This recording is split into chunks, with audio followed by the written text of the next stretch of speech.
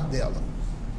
Que tudo que tenha sido pregado e ensinado, Pai, encontre, Senhor, um lugar devido no nosso coração, na nossa alma, e que Teu Espírito, Senhor, esteja aplicando a Tua palavra a nós, e que essa palavra esteja fazendo diferença nas nossas vidas, ó Pai.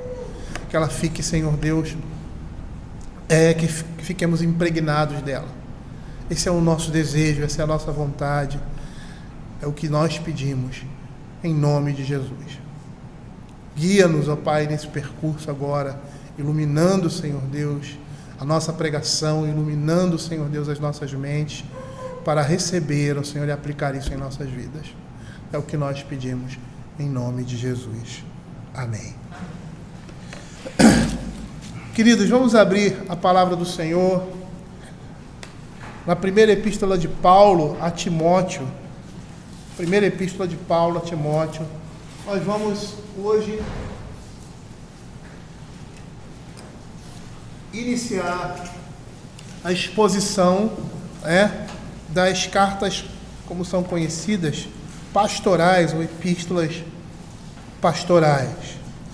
E hoje, como iniciando o livro, nós vamos dar uma introdução do livro, uma visão geral do livro, e vamos falar somente dos 2 primeiros versos, que são o prefácio e a saudação. É isso se o tempo assim nos permitir. Eu vou fazer a leitura do prefácio e saudação até o verso 7. O bom seria ler todo o capítulo, mas eu vou fazer essa leitura inicial, porque inicialmente nós vamos desenvolver esses versos, esses primeiros versos do capítulo dessa epístola.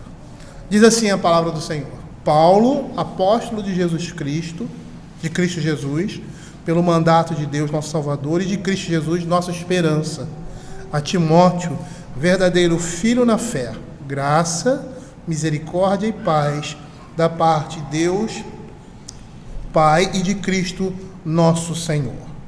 Quando eu estava de viagem rumo da Macedônia, te roguei permanecesses ainda em Éfeso para admoestares a certas pessoas, a fim de que não ensinem outra doutrina, nem se ocupem com fábulas e genealogias sem fim, que antes promovem discussões do que o serviço de Deus na fé. Ora, o intuito da presente admoestação visa o amor que procede de coração puro, de consciência boa e de fé sem hipocrisia.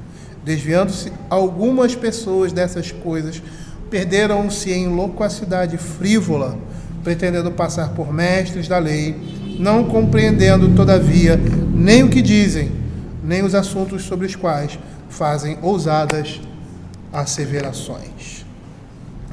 Bom, como nós falamos inicialmente, a epístola de Paulo, ela é chamada de epístola pastoral juntamente com Tito, Então as epístolas pastorais são 1ª e 2ª Timóteo, Tito e Filemon. E é interessante porque essas cartas elas abordam problemas eclesiásticos.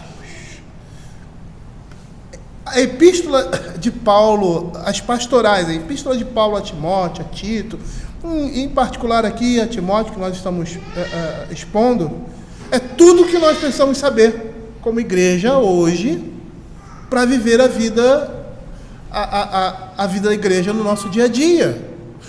Tudo que está aqui é suficiente para nós, e não é só suficiente, mas é tudo aquilo que nós devemos fazer como igreja. E é muito interessante, você quer conhecer a eclesiologia, ou seja, a teologia da igreja, ela está presente aqui, no livro de Timóteo. E é suficiente para nós. Nós não precisamos pegar outro modelo. Um modelo de igreja cristã para os nossos tempos, para a plenitude dos tempos, ou seja, para o momento posterior à morte e ao sacrifício de Jesus, é esse aqui. Que ultrapassa as culturas, que ultrapassa o tempo, que ultrapassa a modernidade. Aqui está o modelo pelo qual nós devemos seguir. Então vamos perceber aqui no livro de Timóteo que ele vai tratar de temas de natureza prática, como a ordem e a disciplina eclesiástica, a seleção de oficiais, o caráter e dever dos membros da comunidade cristã e outros. A tradição da igreja cristã diz que Timóteo trabalhou em Éfeso e Tito em Creta. Nós acabamos de ler um texto do apóstolo Paulo de Tessalônica, da igreja de Tessalônica, e Timóteo estava ali auxiliando, porque ele era um auxiliar de Paulo. Nós vamos perceber que ele era um discípulo de Paulo. E é interessante nós observarmos porque essa epístola, porque ela é uma carta dirigida a quem? A Timóteo. E é interessante nós fazermos um paralelo com as outras cartas que são dirigidas à igreja. São dirigidas à igreja. Carta aos irmãos, aos santos em Corinto, aos Gálatas. E aí ele está dirigindo a igreja como um todo. Mas aqui, aparentemente, parece que é uma carta endereçada a uma pessoa. Mas quando nós pensamos dessa forma, nós estamos pensando de forma errada. Porque, apesar dela ter sido escrita com um caráter particular dirigida a Timóteo, ela dando a orientação que Timóteo precisava para o seu trabalho de superintendência à igreja, ela também visava outras pessoas, como a própria igreja. Porque no momento em que o apóstolo Paulo escreve como a igreja deve proceder para um determinado ministro, para um pastor que vai exercer uma função numa igreja, essa carta também serve para os membros daquela igreja, ou de qualquer outra, entender como é o funcionamento dessa igreja, como a igreja de Cristo funciona. Calvino, quando faz um comentário a respeito dessa epístola, ele tem a impressão de que essa carta, apesar de ser endereçada a Timóteo, fazendo uso daquilo que lhe comunicava, era também para ministrar conselhos a muitas pessoas.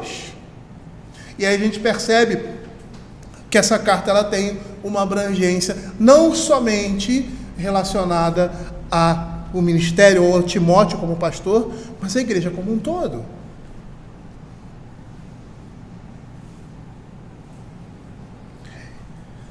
E eu acho, na minha concepção, que o cerne dessa primeira epístola, ou seja, o tema central dela, o que fundamenta ela, se encontra no capítulo 3, do verso 14 e 15. Olha que interessante. Escrevo-te essas coisas, esperando ir ver-te em breve, para que, se eu tardar, fique ciente de como se deve proceder na casa de Deus, que é a igreja do Deus vivo, coluna e baluarte da verdade. Esse verso aqui está dizendo para Timóteo, não somente para Timóteo, mas para os membros da igreja, para nós, que a maneira como a igreja deve vivenciar, deve viver, ela deve caminhar, está aqui. Paulo vai apresentar nessas epístolas como é que a igreja funciona, como se procede, qual é o procedimento, qual é a minha atitude, como é o meu culto a Deus, o que é uma igreja, o que ela significa, estão aqui presentes nas epístolas de Timóteo. E eu gostaria de dar uma visão geral da epístola. Me lembrei de algo, certa vez, abri um parênteses aqui. Eu fui pregar numa igreja do nosso presbitério. Era um trabalho, não de uma igreja só, mas de várias igrejas, do presbitério como um todo. E eu preguei sobre o capítulo 3, a responsabilidade dos oficiais da liderança da igreja. E eu comecei de trás para frente. Comecei com os versos 14 e 15. E por que eu fiz isso? Eu fui de propósito. Porque Paulo está dizendo aqui como é que a igreja deve funcionar. Em especial no capítulo 3, a liderança da igreja. Quem são os líderes da igreja? O que eles fazem? Como são escolhidos? quem ministra a igreja, quem serve a igreja em sua liderança. E perceba uma coisa, isso é imutável. Quando Paulo diz que ele deveria estar ciente de como deve proceder na igreja de Deus, isso ultrapassa os limites do tempo e da cultura. O que nós temos visto hoje foge a esse padrão que está aqui. Então, se eu tenho uma eclesiologia, o que é uma eclesiologia dentro da teologia? É o estudo da igreja, como a igreja procede, qual é o seu comportamento, quem são os líderes, o funcionamento da igreja. A eclesiologia estuda isso. Se eu tenho uma eclesiologia diferente daquela que está apresentada aqui, eu estou violando aquilo que Deus estabeleceu. Eu estou corrompendo aquilo que Deus estabeleceu. Veja como essa carta é importante, é essencial para nós hoje, como igreja. Eu gostaria de dar uma visão geral da epístola. No primeiro capítulo, esse capítulo que nós iniciamos, nós temos aí a saudação do apóstolo Paulo, que é uma saudação comum em muitas de suas epístolas. E nesse primeiro capítulo nós temos o combate ao erro contra discussões sem utilidade, de pessoas que não se preocupavam com a edificação da igreja, mas tão somente com controvérsias frívolas. No segundo capítulo, que o título da Sociedade Bíblica do Brasil diz: a prática da oração por todos os homens, um só mediador, proceder conveniente no culto público, qualificações dos bispos. O capítulo 2 é a prática da oração e o proceder conveniente no culto público. Então, aqui no capítulo 2, nós temos algumas diretrizes com respeito ao culto público, ou seja, a forma apropriada de comportamento de homens e mulheres no culto. As orações que a igreja deve oferecer em favor de todos os homens, em especial em favor das autoridades. E aí nós vemos nesse capítulo 2, Paulo fazendo uma digressão, abrindo um parêntese, sobre as bênçãos oriundas do governo civil, no capítulo 3, que fala das qualificações dos presbíteros e dos bispos. Nós estamos vendo diretrizes a respeito da instituição desses ofícios na igreja, diácono e presbítero, descrevendo as qualidades necessárias desses oficiais, bem como o de suas esposas. E é engraçado, porque é raro você ver alguém pregar nesse texto e citar alguma coisa que está muito clara aqui, que são as esposas dos oficiais. Então, na escolha, ou seja, na aspiração ao episcopado, por um lado, aquele que deseja e que quer estar à frente da igreja nessa obra, ele tem que olhar para si e para sua casa. E a igreja também, porque a igreja vai votar, ela vai escolher. Então ela tem que olhar para o presbítero, o diácono, o pastor, e para a sua casa também. E a sua esposa nesse processo é sua auxiliadora e deve apresentar determinadas qualificações. No capítulo 4, Paulo dá uma descrição da apostasia, condenando um falso ensino acerca do casamento e da proibição de certos alimentos. Ele instrui Timóteo de como se deve enfrentar essas coisas. No capítulo 5 e 6, Paulo dá algumas instruções com respeito a determinados grupos de indivíduos. E no capítulo 6 também, Paulo volta proferindo ataque veemente contra os falsos mestres, que ele cita no primeiro capítulo, que mergulhavam de ponta cabeça em especulações sem fim. E aí nós temos uma visão geral dessa primeira epístola. E agora eu gostaria de iniciar a epístola, essa primeira epístola, pelo seu prefácio. Às vezes nós não damos muita importância a esse prefácio, ou pensamos que não existe muita coisa para ser extraída aí. Mas, em geral, o prefácio é a apresentação do que vai ser desenvolvido, ou argumentos, ou alguns pontos que estão diretamente relacionados com aquilo que vai ser desenvolvido na carta. Então, nesse primeiro verso diz assim: Paulo, apóstolo de Cristo Jesus, pelo mandato de Deus, nosso Salvador, e de Jesus Cristo, nossa esperança. E como eu falei, às vezes nós temos a tendência de desprezar essas saudações iniciais nas epístolas como algo costumeiro dos tempos dos apóstolos. Não, é só uma maneira de se iniciar uma carta, e pura e simplesmente. Mas nós entendemos que nessas saudações já temos aqui um conteúdo introdutório que será desenvolvido na epístola, ou algum argumento que vai fundamentar tudo aquilo que vai ser dito na epístola. E apesar dessa epístola ser destinada a Timóteo, ela também tinha o objetivo de alcançar muitas outras pessoas. E você consegue perceber isso logo no início. Por quê? Porque Paulo não teria a necessidade de apresentar as suas credenciais apostólicas a Timóteo. Ao escrever dessa forma, direcionando a ele, o propósito não era pura e simplesmente atingir Timóteo, ou seja, direcionar a ele, mas direcionar a toda a igreja. Por quê? Porque Timóteo reconhecia que o apóstolo Paulo era apóstolo. Ele também foi alvo do seu ministério. Ele não tinha necessidade Paulo não tinha necessidade de confirmar o seu ministério e o seu apostolado para Timóteo. Mas por que ele faz isso? Porque as orientações e direções que são dadas aqui são dadas por Deus.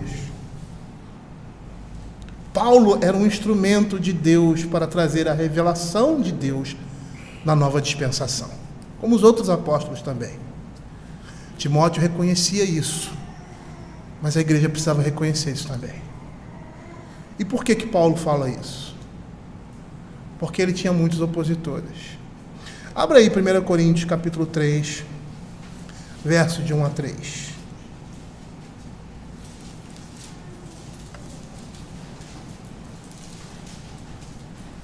Como nós vemos em outras cartas do apóstolo Paulo, como aqui a gente vai ver aqui, texto citado de 1 Coríntios, ele tinha muitas vezes a necessidade de realçar o seu apostolado, de reafirmar o seu chamado, de apresentar para a igreja que ele era apóstolo, era um apóstolo de Cristo. Por quê? Porque muitos não queriam se submeter às suas instruções, ou mesmo se desfazer delas, mas no momento em que eles faziam isso, eles estavam desprezando o próprio Deus.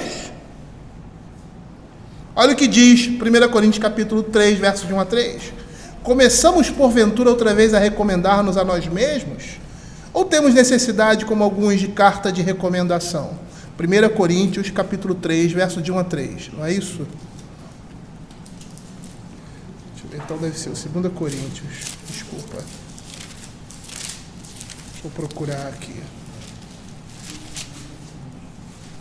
2 Coríntios, desculpa. Começamos porventura outra vez a recomendar-nos a nós mesmos? Ou temos necessidade, como alguns, de carta de recomendação para vós outros ou de vós? Vós sois a nossa carta, escrita em nosso coração, conhecida e lida por todos os homens, estando já manifestos como carta de Cristo, produzida pelo nosso ministério, escrita não com tinta, mas pelo Espírito de Deus vivente, não em tábuas de pedra, mas em tábuas de carne, isto é, nos corações. Ou seja, aquela igreja tinha vivenciado o apostolado e o apóstolo Paulo.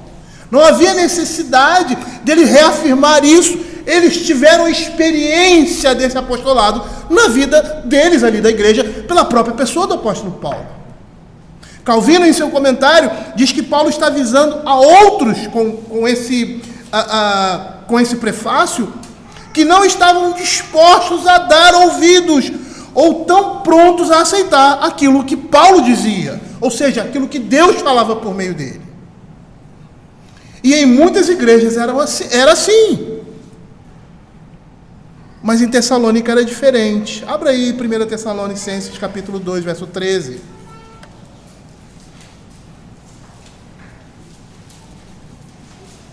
Olha o que diz o apóstolo Paulo aqui, aquela igreja.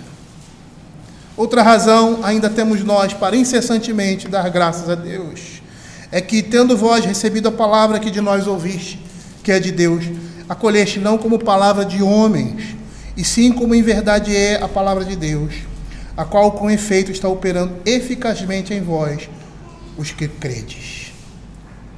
Paulo era apóstolo de Deus, apóstolo de Cristo. E como apóstolo de Cristo, ele tinha um mandato, e esse mandato vinha de Deus. E as palavras que ele produzia, aquilo que ele ensinava à igreja, vinha da revelação do próprio Cristo na vida da igreja, para aquela dispensação, ou seja, para esse momento na plenitude dos tempos. A igreja deveria ouvir esses homens e submeter às suas orientações. Por quê? Porque a palavra que ele trazia era uma palavra infalível, porque era a palavra de Deus. E as credenciais de Paulo eram inquestionáveis. Ele não somente tinha uma comissão, mas ele tinha uma ordem dada da parte de Deus. Ele era um pregador do Evangelho de Cristo, era um ministro do reino de Deus, era um apóstolo. Abra 2 Coríntios capítulo 12, verso 2. Quando ele diz assim, Paulo, apóstolo de Cristo Jesus, pelo mandato de Deus, todas essas coisas que nós estamos apresentando aqui estão embutidas nisso. E provavelmente aqueles que estavam ouvindo aquela carta não tinham a necessidade de, como nós temos aqui, de expor esses detalhes, porque essas coisas já estavam relacionadas diretamente com aquilo que Paulo estava falando, apóstolo de Cristo Jesus. Olha o que diz 2 Coríntios capítulo 12, verso 12. Pois as credenciais do apostolado foram apresentadas no meio de vós, com toda a persistência por sinais, prodígios e poderes miraculosos. Mais uma vez, Paulo falando da igreja de Corinto, parece que alguns ali não queriam muito aceitar a palavra do apóstolo Paulo, e não queriam reconhecer a sua vocação e o seu chamado. Mas essas credenciais estavam demonstradas ali. E a igreja, naquele momento, estava sendo construída por meio da palavra desses homens, que era a palavra de Deus. Isso não vinha da cabeça deles. Não era invenção humana, mas era vindo da revelação de Cristo por meio do Espírito. Olha o que diz Efésios capítulo 2, verso 20. A igreja do Novo Testamento estava fundamentada no ensino dos apóstolos e profetas. Olha o que ele diz: edificado sobre o fundamento dos apóstolos e profetas, sendo ele mesmo, Cristo Jesus, a pedra angular. Ou seja, aquilo que eles estavam trazendo, como Paulo fala aqui em 1 Tessalonicenses, era a palavra de Deus. Paulo aqui, ao falar para Timóteo como a igreja deveria se desenvolver, como ela deveria vivenciar o seu dia a dia, como ela deveria funcionar, isso é mandamento dado por Deus. Não veio da cabeça do apóstolo Paulo, nem da cabeça de homens. É Deus, no ambiente da história, moldando a sua igreja e mostrando aqueles que eram seus profetas, aqueles que falavam em seu nome, como agora a igreja deveria funcionar. Agora na plenitude dos tempos. Porque essa igreja estaria fundada sobre a doutrina, sobre o ensino, sobre a palavra desses apóstolos. Olha como é importante esse prefácio. E muitas vezes nós temos negligenciado, a igreja de hoje negligencia o que está escrito aqui. Desconsidera a autoridade apostólica. Nós dizemos como igreja protestante presbiteriana, que nós somos aqueles que aceitam a autoridade da Escritura, cremos na sua suficiência, mas na prática isso não funciona. Porque muitas das nossas igrejas evangélicas, aí eu coloco no bojo total, não é só igreja presbiteriana não, muitas igrejas presbiterianas não, igrejas evangélicas do dia de hoje, como elas estão distantes daquilo que está apresentado aqui.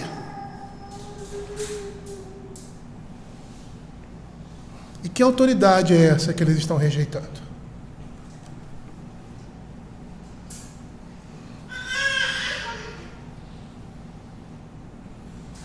Os apóstolos foram homens comissionados por Cristo para trazerem essa revelação do Evangelho, da graça de Deus no Novo Testamento. Edificar a igreja nessa nova dispensação por meio dessa doutrina, por meio do fundamento dos apóstolos e profetas. William Hendricks faz uma afirmação interessante a respeito desse apostolado de Paulo. Ele diz assim: um homem é apóstolo para a vida inteira, aonde quer que vá. Ele está revestido de autoridade daquele que o enviou. E essa autoridade tem que ver com a doutrina e vida. O ofício apostólico era um ofício de caráter revelacional, como o do profeta. Eles eram representantes diretos, porta-vozes do cabeça da igreja, que é Cristo. Na história da igreja de Cristo, em sua constituição na nova aliança, bem como no estabelecimento dessa igreja, só houve o quê? Só existiu 12 apóstolos, mais nada. 12 apóstolos, mais o apóstolo Paulo. E é interessante porque esses 12 apóstolos eram apóstolos que foram destinados a quem? Pastorear quem? A igreja judaica. E Paulo reconhece isso. E ele foi enviado a quem? Aos gentios. O apostolado de Paulo era o mesmo que o apostolado dos 12. E provavelmente, não sei se essa seria uma das discussões ou dos argumentos para rejeitar inicialmente o apóstolo Paulo. Porque se você quer destruir aquilo que ele pregava, era só dizer que ele não era um apóstolo. E aí você colocava em dúvida toda a sua pregação e o caráter de ordenamento que ela carregava.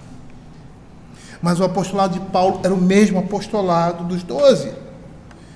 E eles reconhecem que Paulo também, esses 12, foi chamado especialmente para ministrar aos gentios. Lá em Gálatas, capítulo 2, versos 7 a 9, abre aí. Nós vemos isso. E é interessante porque os 12 estavam ministrando por meio de Paulo, da vocação de Paulo aos gentios. E essa é a ideia. Gálatas capítulo 2, versos 7 a 9. Antes, pelo contrário, Gálatas capítulo 2, versos 7 a 9. Quando viram que o evangelho da incircuncisão me fora confiado, como o de Pedro da circuncisão, pois aquele que operou eficazmente em Pedro para o apostolado da circuncisão, também operou eficazmente em mim para com os gentios. E quando conheceram a graça que me foi dada, Tiago, Cefas e João, que eram reputados colunas, me estenderam a mim e a Barnabé a destra de comunhão, a fim de que nós fôssemos para os gentios e eles para a circuncisão. Paulo é reconhecido como um apóstolo, como um enviado de Deus, um chamado de Deus, para exercer esse apostolado no meio dos gentios. E com a morte do último apóstolo, esse ministério apostólico se encerra. E não pela morte em si, mas por causa do propósito desse ministério, que era trazer a revelação de Deus. Quando essa revelação de Deus ela é completada, não há mais a necessidade desse ministério na igreja. Esse ministério é substituído pelo ministério da pregação. Porque é isso que eles faziam. Eles pregavam, eles ensinavam. Os pregadores de hoje seriam os apóstolos e profetas do passado. E qual seria a diferença? A diferença é que o caráter desses homens era revelacional. Eles falavam da parte de Deus. Eles tinham a revelação de Deus. Deus falava a eles de muitas formas. E eles traziam esse ensinamento à igreja, juntando o Velho Testamento, aquilo que hoje Cristo estava revelando por meio da sua igreja, na continuidade, na progressão dessa pregação já iniciada no Velho Testamento. Hoje os pregadores Eles não recebem revelação. Porque a revelação está aqui. E apesar dos apóstolos e profetas do Novo Testamento trazerem a revelação de Deus, eles faziam isso também, fundamentados na palavra de Deus, no Velho Testamento. Quando Paulo e outros pregavam, eles pregavam com a Septuaginta na mão, que é a tradução grega do Antigo Testamento.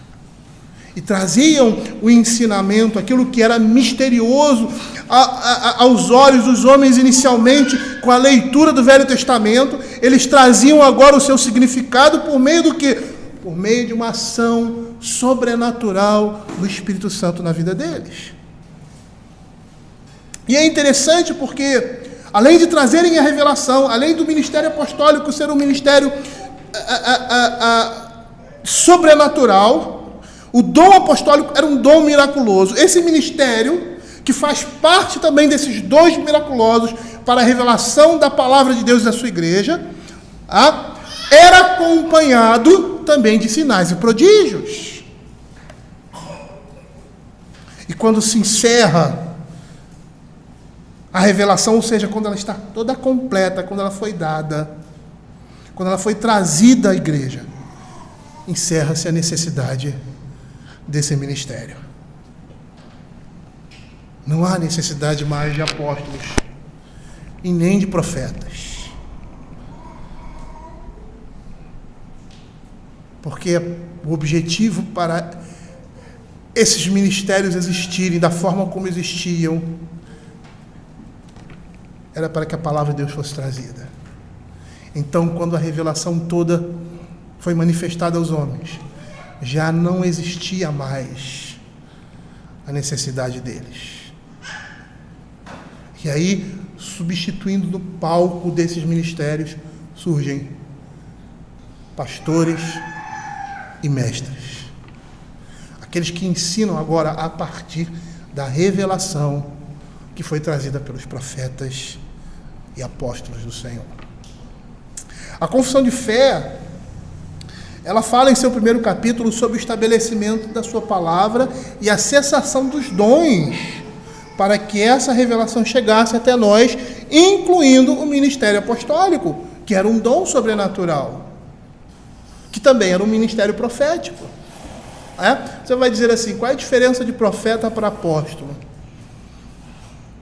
Todo apóstolo era um profeta, porque ele falava da parte de Deus. Mas os apóstolos eram os líderes. Os apóstolos no Novo Testamento, eles foram comissionados, aqueles 12 ali, Paulo, para estabelecer a igreja de Cristo. É a partir deles que a igreja de Cristo surge no ambiente da nova aliança. Olha o que a confissão de fé, no capítulo 1 da Sagrada Escritura, ele diz assim: ainda que a luz da natureza e as obras da criação, e toda a providência, de tal modo manifestem a bondade, a sabedoria e o poder de Deus, que os homens ficam inexcusáveis, contudo não são suficientes para dar aquele conhecimento de Deus e da sua vontade necessário para a salvação. Por isso o Senhor foi servido, em diversos tempos e diferentes modos, revelar-se e declarar à sua igreja aquela sua vontade, e depois para a melhor preservação e propagação da verdade, para o mais seguro estabelecimento e conforto da igreja, contra a corrupção da carne e malícia de Satanás e do mundo, foi igualmente servido fazê-la escrever toda. Isso torna indispensável a Escritura Sagrada, tendo cessado aqueles antigos modos de Deus revelar a sua vontade ao seu povo. As igrejas reformadas creem nisso. Quando nós falamos que nós não acreditamos mais, cremos que os dons não existem mais, são aqueles dons miraculosos, são aqueles dons que tinham uma função muito clara, de mostrar visivelmente que a palavra que estava sendo trazida era a palavra de Deus. E isso é muito claro você perceber lá no movimento profético iniciado em Moisés. É muito claro. quando Deus os chama, e a primeira indagação de Moisés é: Senhor, como é que eles vão saber que o Senhor me enviou? E qual foi o instrumento que Deus usou?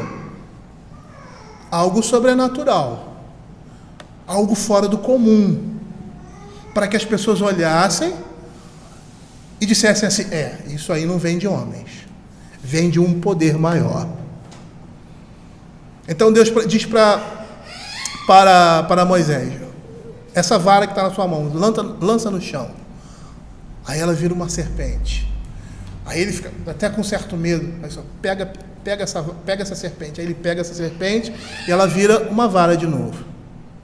Aí depois ele coloca a mão no peito e tira. E a sua mão está leprosa. Depois ele coloca a mão de novo e ela fica curada. E aí ele diz assim: olha, se eles não te crerem que eu te enviei por causa desse sinal, vão crer por causa do segundo. Os sinais acompanhavam essas ações para mostrar que era o poder de Deus. Era Deus quem estava falando. Era Deus o instrumento principal, a origem daquela palavra que estava sendo trazida. E esses apóstolos, que foram os profetas, que foram instrumentos especiais na mão de Deus, eles foram instrumentos com esse propósito, para trazer a palavra de Deus, a revelação de Deus, os mistérios de Deus aos homens, estabelecendo assim a igreja de Cristo. Abra 1 Pedro capítulo 1, verso 20. Olha o que a palavra de Deus diz.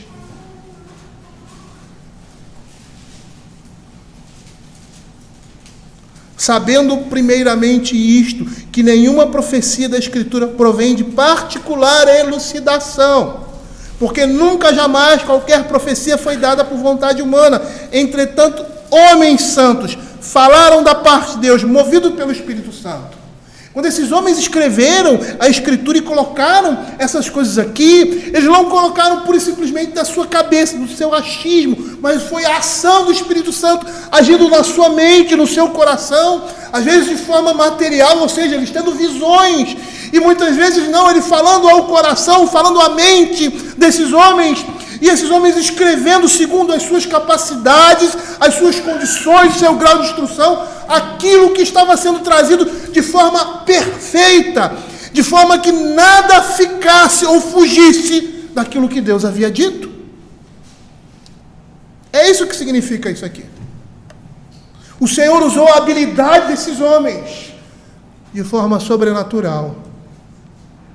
Quando você conta uma história de alguém, você sempre diminui, subtrai ou aumenta alguma coisa, ou esquece de alguma coisa. Quando eles traziam uma revelação ou um ensinamento da palavra de Deus, e esse ensinamento vinha da ação do Espírito Santo na mente desses homens, aquilo representava a realidade, a verdade.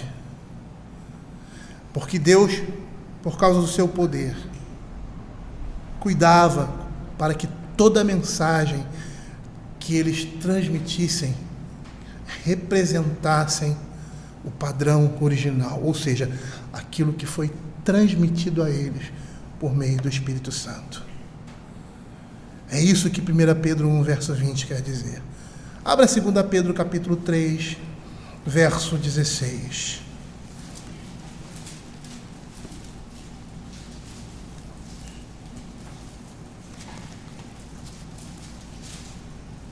Olha o que ele diz: e tende por salvação a longanimidade do nosso Senhor, como igualmente o nosso amado irmão Paulo vos escreveu, segundo a sabedoria que lhe foi dada, ao falar acerca desses assuntos, como de fato costuma fazer em todas as suas epístolas, nas quais há certas coisas difíceis de entender, que os ignorantes e instáveis deturpam, como também deturpam as demais escrituras para a própria destruição deles.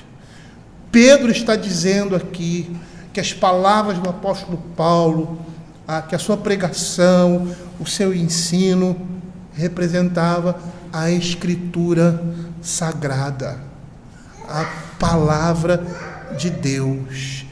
Era Deus trazendo a ele a sua vontade, dando conhecimento a ele, fazendo com que ele aplicasse aquilo que estava ali no Velho Testamento e trazia de forma revelacional o entendimento correto daquilo que ela representava.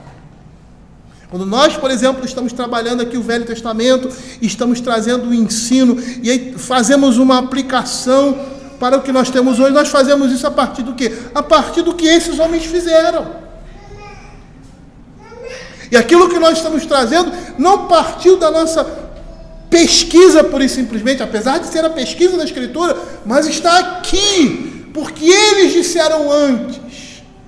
Como o próprio apóstolo Paulo fala, que o mistério, antes, para os judeus, que os judeus e gentios estariam unidos numa só família.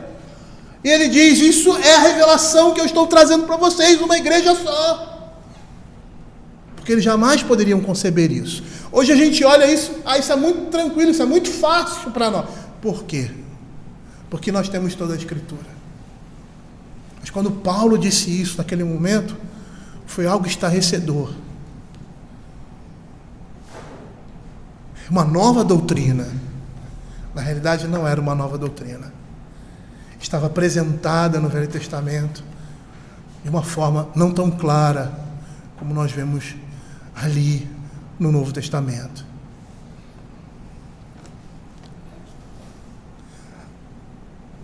Olha o que Paulo diz lá em 2 Coríntios capítulo 12, verso 1.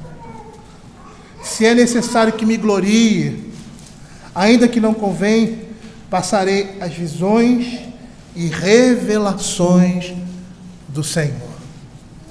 Ele, como apóstolo de Cristo, ele recebia visões e revelações que vinham da parte de Deus. Quando Paulo falava, quando Pedro falava, quando esses homens pregavam, como quando eles escreviam para a igreja, quando eles ensinavam a igreja, o ensino que eles estavam produzindo era perfeitamente a vontade de Deus para a sua igreja e para nós hoje. E aí, nesse contexto, nós vemos que o apostolado era uma autoridade na igreja. Ele falava por meio de Cristo, estabelecendo a verdade de Deus e sua vontade na vida do povo de Deus. Era uma palavra autoritativa. Não porque era a palavra do apóstolo, mas porque ele trazia a revelação de Deus. Era a palavra de Deus que ele pregava. Lá em 2 Coríntios capítulo 5, verso 20, ele diz assim: de sorte que somos embaixadores em nome de Cristo, como se Deus exortasse por nosso intermédio, em nome de Cristo, pois rogamos que vos reconcilieis com Deus. Eles eram embaixadores, eles falavam no lugar de Cristo. Eles representavam Cristo. Eles estabeleciam a vontade de Deus para a vida da igreja. Abra Gálatas capítulo 1, verso 8. Gálatas capítulo 1, verso 8. Olha o que diz a palavra de Deus. Mas ainda que nós, ou mesmo um anjo vindo do céu, vos pregue evangelho que vá além do que vos temos pregado, seja anátema. É interessante essa fala do apóstolo Paulo ali. Paulo diz que a igreja está desertando, por quê? Porque ele trouxe o ensino da parte de Deus, e ele começa a carta aos Gálatas de forma grosseira. Ou, como geralmente a gente diz aí na gíria, né? Metendo o pé na porta. Perceba que todas as outras cartas do apóstolo Paulo começam com uma saudação e tal, até com a igreja de Corinto, que é uma igreja extremamente problemática. E muitos dos textos que nós citamos aqui, para confirmar o apostolado de Paulo, ele enviou aquela igreja, porque foi uma igreja que foi fruto do seu ministério, conhecia o seu apostolado, e mesmo assim existiam pessoas que queriam destruir essa autoridade de Paulo. E aí ele tem a necessidade de reafirmar isso, para aquelas pessoas entenderem, como a gente vê lá no finalzinho da carta de Hebreus, de Coríntios, ali no meio daquela confusão que havia ali sobre dons na igreja. Ele diz: olha, quem ignorar a minha palavra vai ser ignorado por Deus. E por que ele falava isso? Que autoridade é essa? É a autoridade de Cristo. Ele era um porta-voz de Cristo. E percebam que o caráter do apostolado não está nele pura e simplesmente. Não é a pessoa. Não é essa visão que a Igreja Católica tem. Porque a ideia dele é que esse apostolado continua na pessoa do Papa. É a pessoa. É o Papa, João Francisco, João, sei lá, João Paulo, João alguma coisa. Não. Paulo entendia que repousava sobre ele um dom miraculoso, que era o dom do apostolado, mas ele sabia que o fundamento desse apostolado não estava na pessoa, mas na palavra de Deus. Por isso que ele diz, se eu vier aqui e pregar um evangelho diferente daquele que eu preguei, que seja maldito. E aí ele continua, assim como já dissemos, e agora repito, se alguém vos prega evangelho que vai além daquele que recebeis, seja anátema. Ou seja, o evangelho que o apóstolo Paulo está trazendo é o evangelho de Cristo. Os ensinamentos que estão aqui representam isso, o ministério apostólico, ou seja, o ministério de Cristo no meio da igreja. E quando nós não seguimos aquilo que Deus estabeleceu na sua palavra para a sua igreja, ou seja, na sua prática de oração, ou seja, na sua vida, na sua conduta, ou seja, na sua liderança, nós estamos indo contra o ministério ordenado de Cristo. Nós estamos indo contra o próprio Cristo. É sério. A autoridade do apóstolo repousava no seu chamado e na revelação que lhe fora dada por Deus, não na pessoa. E eles eram os primeiros na igreja, ali no Novo Testamento, no início da igreja, eles eram os primeiros. Como diz lá em 1 Coríntios capítulo 12, verso 28, quando Paulo começa a falar sobre os dons da igreja, muitos dons existiam, dons sobrenaturais. Esse era o ambiente em que a igreja vivia ali no Novo Testamento, porque a revelação continuava. A revelação estava sendo trazida. E esse era o ambiente. Não era um show de milagres, como muitas pessoas pensam. Mas essas coisas aconteciam. E os apóstolos estavam em primeiro lugar. Por quê? Por que os apóstolos estavam na frente dos profetas? Por que os apóstolos estavam na frente dos operadores de milagres, daqueles que curavam, de variedade de línguas? Por quê? Porque eles estavam estabelecendo a igreja de Cristo. Eles estavam dizendo como a igreja deveria andar. No Velho Testamento, a igreja foi construída por meio do quê? Da pregação e do ensino que Moisés traz. Como era o culto, como deveria ser feito o holocausto, todas essas coisas foram dadas a Moisés, e Moisés transmite isso ao povo. E era dessa forma que a religião, ou seja, que o evangelho no Velho Testamento se manifesta, e no Novo Testamento também, por meio dos apóstolos. Inicialmente por Cristo, preparando esses apóstolos, e agora esses apóstolos. E os profetas ali, que também traziam a palavra de Deus, mas não tinham o caráter que os apóstolos tinham de constituir a igreja ali no Novo Testamento.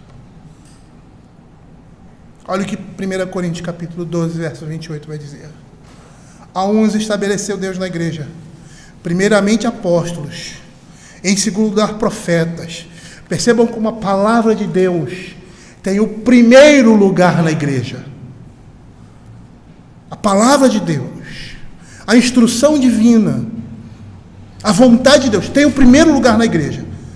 Apóstolos, profetas, em terceiro lugar, mestres. Todos esses são ministérios ou são dons ali no contexto sobrenatural da igreja, relacionados ao quê? À palavra de Deus. A palavra de Deus encontra o primeiro lugar na igreja. A centralidade do culto está na pregação, que é Cristo. A centralidade da igreja está na pregação, está no ensino. Se você quer descaracterizar uma igreja como igreja cristã, tira o ensino da palavra de Deus e ela deixa de ser igreja. Ela passa a ser um ajuntamento religioso, um clube ou qualquer outra coisa, mas deixa de ser igreja, porque a centralidade é Cristo. E Cristo, ele é confundido com a palavra. Ele é a própria palavra de Deus. Aonde estabeleceu Deus na igreja? Primeiramente apóstolos, em segundo lugar profetas, em terceiro lugar mestres, depois operadores de milagres, dons de curar, socorros, governos, variedade de línguas. Por que Paulo tem a necessidade de falar dessa forma? Uma vez que Timóteo já sabia disso. Para que a igreja fosse relembrada e confiasse de que o seu fundamento e a forma como ela está sendo dirigida é puramente divina. É Deus quem estabeleceu essas coisas na igreja. A forma como ela deve andar, o modo como ela deve viver, a sua liderança, direcionando as suas orações, falando como o pastor deve tratar as pessoas na igreja, como uns aos outros devem se relacionar na igreja, liturgicamente ou no trato do dia a dia. Todas essas coisas estão aqui. Como os ministérios funcionam, como a igreja deveria agir. Não somente no tempo do apóstolo Paulo, mas até o Senhor Jesus Cristo voltar. Por isso ele começa a sua carta, Paulo, apóstolo de Jesus Cristo, pelo mandato de Deus, nosso Salvador, e de Cristo Jesus, nossa esperança. Eu me lembro dessa mesma reunião que eu citei no início, quando preguei numa determinada igreja do nosso presbitério, e era uma festividade, vamos dizer assim, do nosso presbitério, onde todas as igrejas estavam reunidas. Tinha um momento devocional e depois iam para outras atividades, que eu nem lembro quais eram, mas palestras e outras coisas mais. E aí eu falei da autoridade do pastor na igreja, ou seja, do lugar, melhor dizendo, do pastor na igreja. Falei que os ministérios, ou seja, os ofícios de liderança na igreja eram diáconos e presbíteros. E que eram esses homens que ministravam a igreja. Não existia um ministério feminino. Até existe, mas não centrado aqui. Nós vamos ver isso em Tito, muito claramente. Aquilo que se espera das mulheres na igreja. E eu disse que não podemos ter pastoras ou diaconisas segundo o que nós estamos vendo aqui. E que as esposas dos pastores, os diáconos, são suas auxiliares em suas atividades com eles. Elas não são diaconisas, elas não são presbíteras, mas são aquelas que auxiliam os seus maridos nas suas atividades. Como a esposa dentro de casa auxilia o marido na condução do lar. São os seus sustentáculos, ouvem as suas orações, oram com ele, dão toda a liberdade para que eles possam exercer o ministério e estão ali auxiliando as atividades dos seus esposos na igreja. Mas eles são os líderes, eles são a autoridade. E quando eu terminei de falar isso, eu expus o texto. Teve uma pessoa que veio falar com o pastor e o pastor veio falar comigo. Aí ele disse: pastor fulano de tal, é assim mesmo? Como ele está falando? Ele veio comentar comigo. E aí a gente vê a ignorância de muitas pessoas na igreja. por não conhecerem a palavra de Deus. Aquilo que é mais importante, aquilo que está em primeiro lugar na igreja, que é o quê? O ministério da pregação e do serviço. A igreja desconhece. E quando Paulo escreve para Timóteo, ele escreve com essa perspectiva. Para que aquelas pessoas olhassem e vissem, porque essa carta seria lida. E elas também entendessem que a forma como as coisas estão colocadas aqui, apresentadas aqui nessas epístolas pastorais, é a vontade de Deus para a vida da igreja. É assim que a igreja deve se comportar, proceder até a volta de Cristo. E aí quando nós olhamos, e nós vamos caminhar por essas epístolas, nós percebemos como as nossas igrejas, as igrejas evangélicas do nosso Brasil, estão distantes disso aqui. E até igrejas que têm como fundamento a palavra de Deus, e que dizem pregar essas coisas, como elas também estão distantes daquilo que muitas vezes nós estamos vendo aqui nas epístolas pastorais. E não existe um momento, acho que toda hora é hora de você, quando você reconhece que está errado, quando você vê que você está caminhando num caminho errado, você retornar. E esse foi o lema da reforma. Ad fontes, retorno às fontes. Por quê?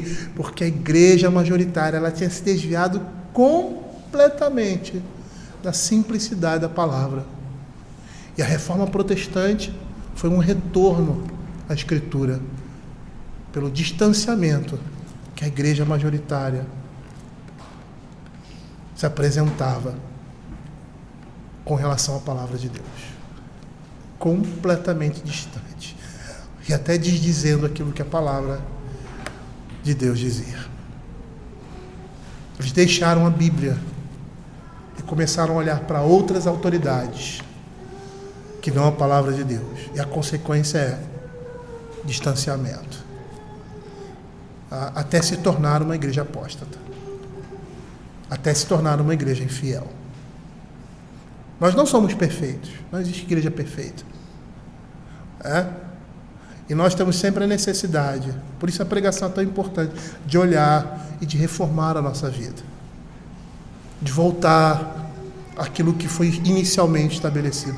E é isso que significa aquela expressão latina, ecclesia reformata, sempre et sempre reformanda est. Igreja reformada sempre se reformando. Ou seja, a ideia é uma igreja que foi reformada, ela deve sempre ser reformada. Ou seja, ela deve sempre voltar ao padrão inicial. É isso que significa a expressão no latim.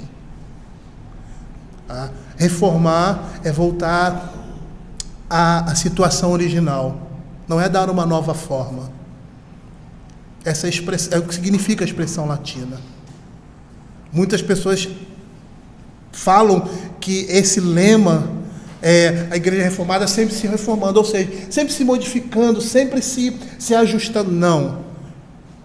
Esse era o princípio da reforma. Uma igreja reformada, ela sempre vai voltar às fontes, vai voltar à sua origem. E é isso que precisamos fazer sempre nas nossas vidas e na vida da nossa igreja. Olhar aquilo que está errado, se estamos andando errado, e retornar ao ponto de origem, que é a palavra de Deus. Eu espero que essa exposição de 1 Timóteo, 1 e 2 Timóteo, nos dê uma noção da igreja de Cristo e como ela deve funcionar, como ela deve viver o Evangelho nesse mundo hoje. Vamos orar. Vamos fechar os nossos olhos e orar ao Senhor.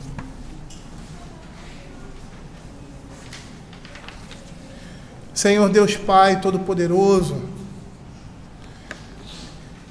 eu quero te pedir, Senhor, que o Senhor esteja nos abençoando, Pai, a exposição da Tua palavra. Toda ela é importante, mas aqui nós temos um caráter muito singular. É quando Paulo mostra a igreja de Cristo, a nós, a Timóteo, a nós, a igreja em todo o tempo, como ela deve funcionar. E como nós temos a necessidade de sempre retornar à Escritura, porque somos sempre assaltados por modismos, por pensamentos novos, por comportamentos novos. Ó Pai, algumas coisas podem ser até adquiridas e praticadas por nós, outras precisam ser rejeitadas. Mas para isso nós precisamos conhecer qual é o padrão original, Senhor Deus, da Tua palavra, com relação à Tua igreja. E aqui nessas epístolas nós temos isso. Como o apóstolo Paulo bem diz, ali nos versos 14 e 15, que Timóteo deveria, capítulo 3, que Timóteo deveria estar ciente de como se deveria proceder na igreja de Cristo, que é a coluna e baluarte da verdade. Que nos apeguemos a essas verdades, ó Pai, coloquemos em prática na nossa vida e na vida das nossas igrejas. É o que nós pedimos em nome de Jesus. Amém.